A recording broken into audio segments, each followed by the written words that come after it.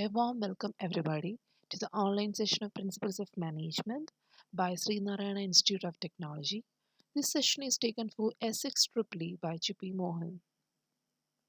The objective of this session is to familiarize the students about the importance of organizing function of management in decision making, the importance of span of control, decision making, types of decision, etc.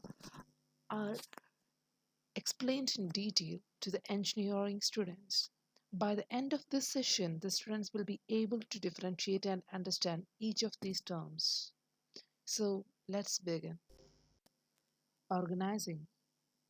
In the words of Allen, organizing is the process of identifying and grouping the work to be performed, defining and delegating responsibility and authority, and establishing relationship for the purpose of enabling people to work most effectively together in accomplishing objectives.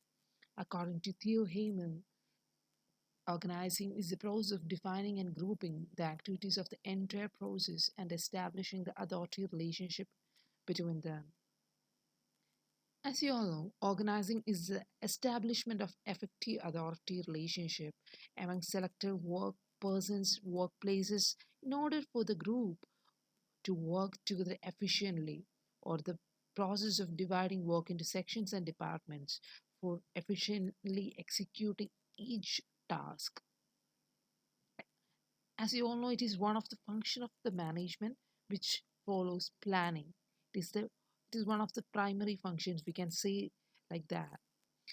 It helps to establish effective authority relationship among each of the person so that we know whom to report, whom to delegate. And we can also say that it's a process of defining and grouping the activities of the entire company or the firm so that we can do the work or we can complete the work in a stipulated time to achieve the common objectives. Nature of organizing. Identification of activities of the firm, grouping of each of the activities, accumulation of resources or collection of resources that are available and that can be easily collected, defining the hierarchy positions in an organization, assignment and delegation of works or jobs to each of the employees, establishing authority relationship between the employees, evaluation of performance of each of the employees. Span of control in management. Span of control is the number of staff that report to a manager. We can say that is the number of subordinates a supervisor has. The concept of span of control is also known as management ratio, refers to the number of subordinates controlled directly by a supervisor. It is a particularly important concept for small business owners to understand because small businesses often get into trouble when the founder ends up with too wide a span of control. Or we can say that when a firm actually makes somebody or a person to control a lot of people than he can actually control, then it lowers his efficiency as well as his controlling power and its efficiency. Narrow span of management. Narrow span of management means a single manager or supervisor oversees few subordinates. This gives rise to a tall organization structure. Wide span of control. It means a single manager or supervisor oversees a large number of subordinates. This can lower the efficiency and this gives rise to a flat structure. Organizational structure. An organizational structure defines how activities such as task allocation, coordination, and supervision are directed towards achievement of organizational aims. Organizational structure affects organizational action and provides the foundation on which standard operating procedures and routines rest. Decision making. Decision making is an integral part of modern management. It plays an important role as they determine both organizational and managerial activities. A decision can be defined as a course of action purposely chosen from a set of alternatives to achieve organizational or managerial objectives or goals. Types of decisions. First, programmed and non programmed decisions. Second, routine and strategic decisions. Third, tactical and operational decisions. Fourth, organizational and personal decisions.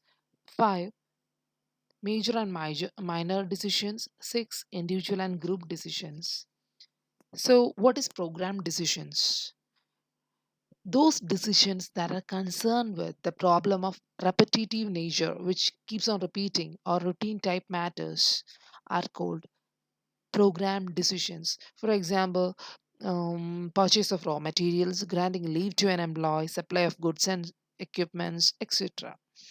Non programmed decisions, on the other hand, relate to the difficult situation for which there is no easy solution.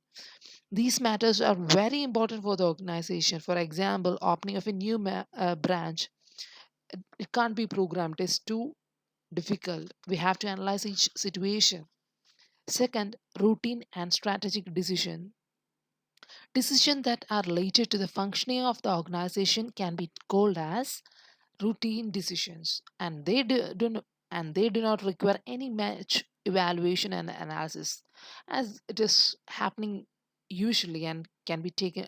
Those decisions can be taken quickly.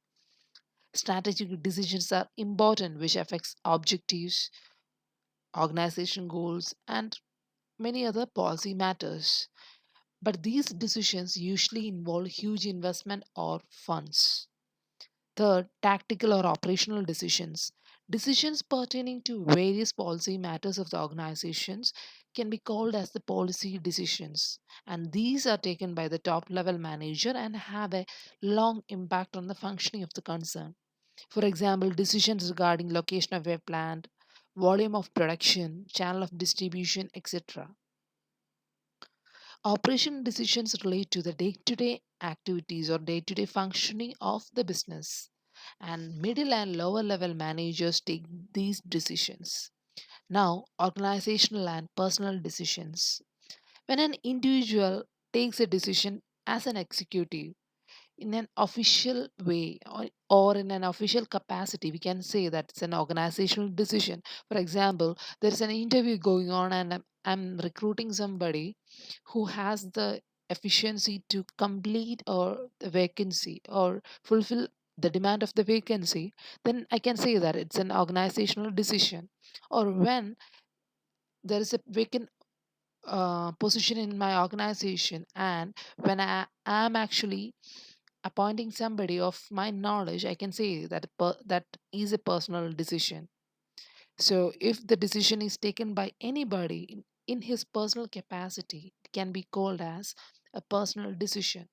Major and minor decisions. Decision pertaining to purchase of new factory premises in a major is a major decision. Yes, it is, because involves a it involves a large investment and time. Major decisions are taken by top level managers, and purchase of office stationery, office items, or giving away the salary, which is very much usual every month. All these decisions are minor decisions. Individual and group decisions. When the decision is taken by a single individual, it is called individual decision, and the decision when it is taken by a group of individuals constituted in the form of standing committee, we can say that it's a group decision. Decision under certainty and risk. First of all, decision under certainty. Decision under certainty exists when the decision maker knows with the reasonable certainty that what the alternatives are, what conditions are associated with each alternative, or what the outcome will be. So he or she knows what the risk is, or what will be the outcome of a particular decision. So the result is very much certain. Decision Decisions under uncertainty. Here, a person who is taking the decision may not be aware of the outcome of the risk that is associated with it, or not aware of how many alternatives or the available alternatives, the risk associated with each of the alternatives, and the consequences of choosing any of these. Last but decision under risk. When a manager lacks perfect information about a current situation or a situation where he has to take a decision, or he doesn't know what the outcome will be, or he doesn't even have a single vague idea about how serious the outcome will be or how it may affect the organization, no matter it is in a positive or negative way, if he doesn't have any idea about it, we can say the decision is taken by him under the risk.